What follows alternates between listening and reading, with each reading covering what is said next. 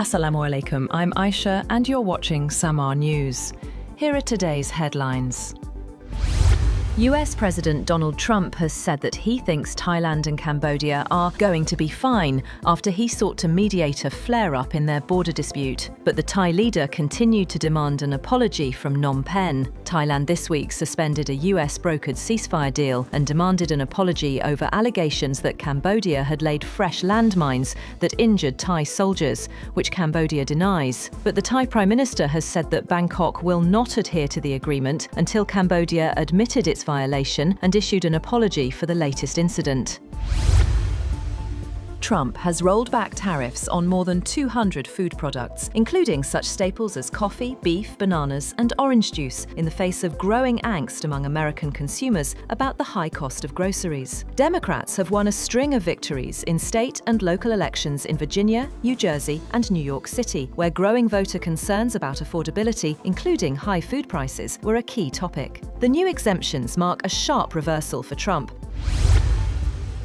With the United States absent from the UN Annual International Climate Summit for the first time in 3 decades, China is stepping into the limelight as a leader in the fight against global warming. Its country pavilion dominates the entrance hall of the sprawling COP30 conference grounds in Brazil's Amazon city of Belém. Executives from its biggest clean energy companies are presenting their visions for a green future to large audiences in English, and its diplomats are working behind the scenes to ensure constructive talks.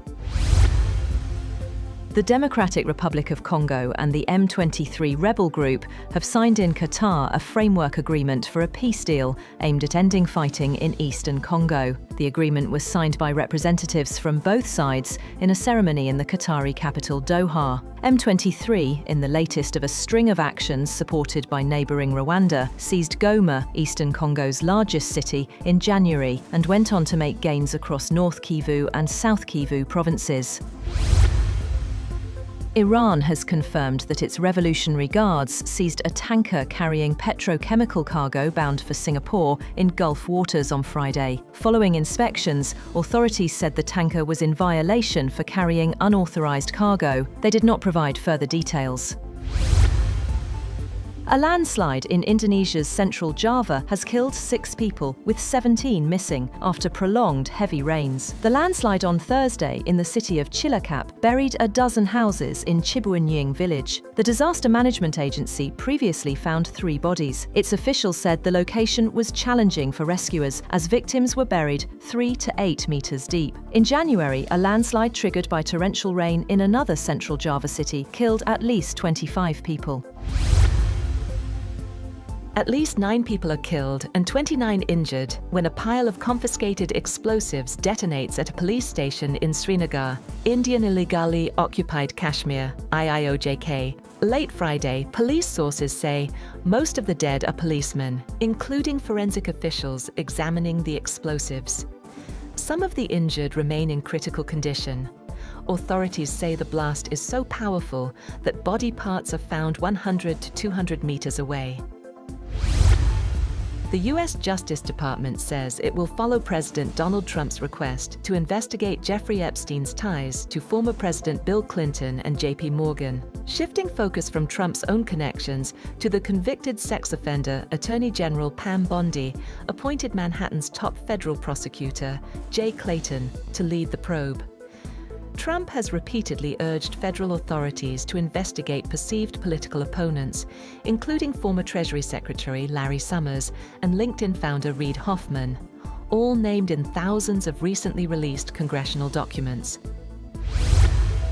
US President Donald Trump says he will likely sue the BBC for up to $5 billion after the British broadcaster admitted it wrongly edited a video of his January 6, 2021 speech.